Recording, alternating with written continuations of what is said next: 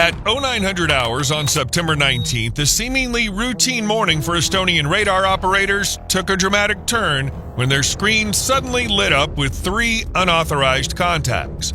A trio of Russian MiG-31 fighter jets had abruptly veered south, crossing into Estonian airspace near Vaindloo Island. Their transponders were off, their radios silent, but unbeknownst to the Russians, their every move had been meticulously tracked from the moment they left the runway at Petrovis Air Base. This brazen violation of Estonian sovereignty marked the beginning of a tense and extraordinary confrontation that would unfold in the skies above the Baltic. As the Russian jets penetrated 10 kilometers into NATO airspace, maintaining a lofty altitude of 30,000 feet, they believed themselves to be operating with impunity. Little did they know that their actions were about to trigger a response that would showcase the full might and coordination of the NATO alliance. For the citizens of Tallinn, Estonia's capital city, the day began like any other. The streets bustled with the usual morning traffic, the cafes filled with the aroma of freshly brewed coffee. But high above, a deadly game of cat and mouse was unfolding, one that threatened to shatter the fragile peace of the Baltic region. The stakes could not have been higher. These Russian MiGs, each one a formidable weapon worth 500 million rubles, were not merely testing Estonia's defenses, they were probing the very fabric of NATO itself, gauging whether the alliance's commitment to collective defense, enshrined in the sacred text of Article 5, was a true promise or simply words on paper.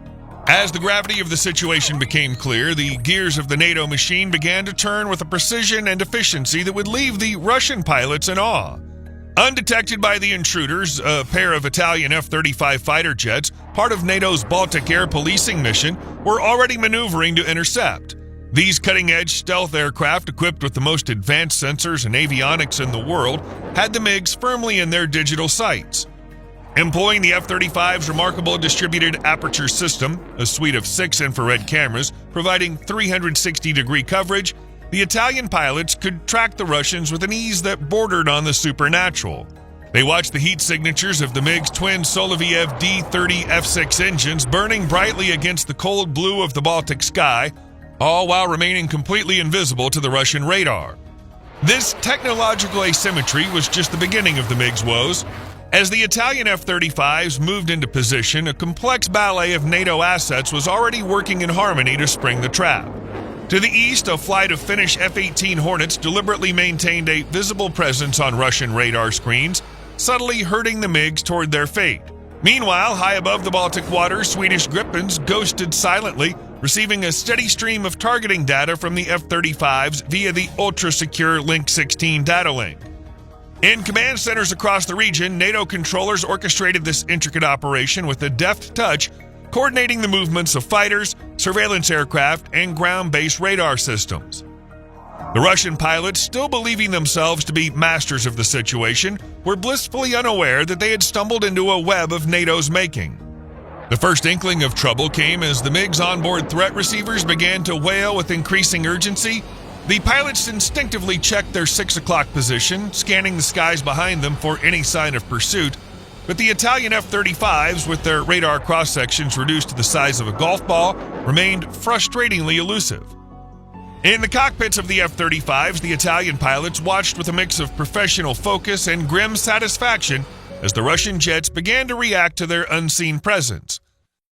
The Advanced Electronic Warfare Suite of the F-35s, the ALQ-239 system, was already hard at work, flooding the airwaves with a barrage of false radar returns and digital chaff. To the increasingly confused MiG pilots, it appeared as if ghost contacts were appearing and disappearing at will, a maddening electronic mirage that made a mockery of their own radar screens. Realizing that something was amiss, the lead MiG pilot made a desperate gamble. With a sharp tug on his control stick, he sent his jet diving towards the wave tops below, hoping to shake his pursuers in the clutter of the sea surface. But the Italian F-35 pilot merely smiled, his AN APG-81 AESA radar effortlessly tracking the MiG's heat signature against the cold Baltic waters. The technological gap between the two aircraft was not a matter of years, but of generations. The F-35, a marvel of 21st century engineering, was more than a match for the MiG-31, a formidable but aging design that had first taken to the skies in the waning years of the Cold War. Undeterred, the MiG pilot pulled back on his stick, lighting his afterburners and his screaming climb toward the sanctuary of the stratosphere. This was the domain where the MiG-31, with its powerful radar and high-altitude performance, was meant to rule supreme. But even here, at the very edge of the Earth's atmosphere, there would be no escape from the F-35s. As the Russian jets clawed for altitude, the Swedish Gripens chose this moment to announce their presence.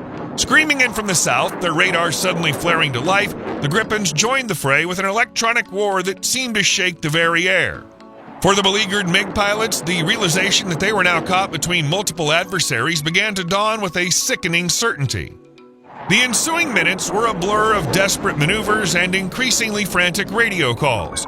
The MiGs twisted and turned, trying in vain to shake their pursuers, but the Italian F-35s and Swedish Gripens, working in flawless coordination, matched them move for move. Data links hummed with a constant stream of information, allowing the NATO pilots to anticipate the Russians' every attempt at evasion. In a final desperate gambit, the MiG pilots turned their noses towards Tallinn, as if threatening to overfly the city in a show of defiance. But the NATO forces were ready. With a deft series of maneuvers, the Italian F-35s herded the Russians away from the Estonian capital, guiding them into the waiting arms of Polish F-16s and German Typhoons that had surged into the area from the west and south. It was a magnificent display of NATO solidarity and power.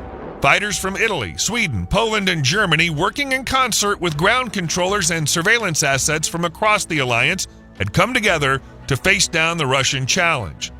The message was unmistakable. The Baltic skies belonged to NATO, and any incursion would be met with swift and overwhelming force. As the reality of their predicament sank in, the Russian pilots began to frantically assess their dwindling options. Fuel was now a critical concern. The high-speed maneuvering, the repeated punches into afterburner had drained their tanks at an alarming rate. Glances at fuel gauges revealed a grim truth. They were now flying on fumes, their time in the air measured in minutes rather than hours. Faced with the prospect of a humiliating ejection over hostile territory, the lead MiG pilot finally broke his radio silence. Returning to base, he announced, his voice heavy with defeat. In the cockpits of the NATO fighters, a chorus of silent satisfaction greeted his words. The trap had been sprung, the message sent. But even as the MiGs turned tail and fled, the NATO forces refused to grant them the dignity of an unescorted retreat.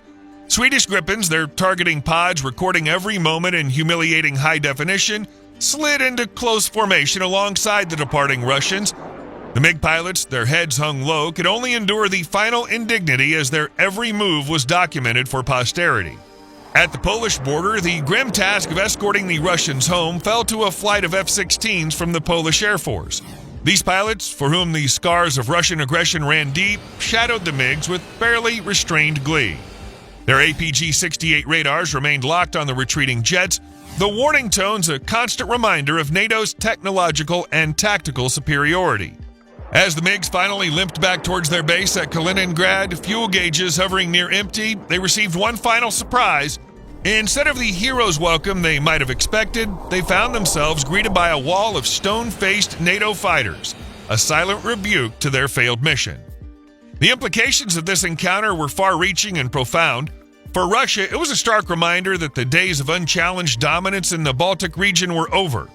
NATO, with its cutting-edge technology, seamless coordination, and unwavering resolve, had demonstrated a mastery of the skies that cannot be denied. For the people of the NATO nations, and especially for the citizens of Estonia who'd watched the drama unfold in their own backyard, the message was one of reassurance and hope. The alliance that had guaranteed their security and freedom for generations had once again proven its mettle in the face of Russian aggression. In the annals of aerial combat, the events of September 19th would come to be seen as a turning point, a moment when the balance of power in the skies over Europe shifted irrevocably.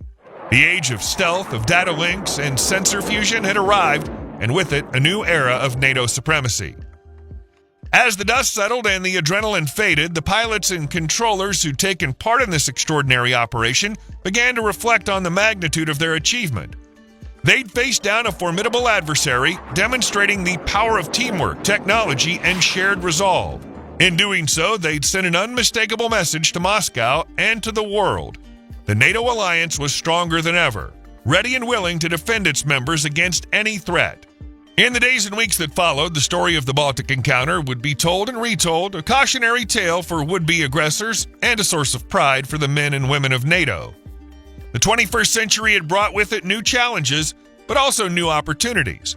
And as long as the alliance stood together, united in purpose and steadfast in its commitment to each other, no challenge would be too great to overcome.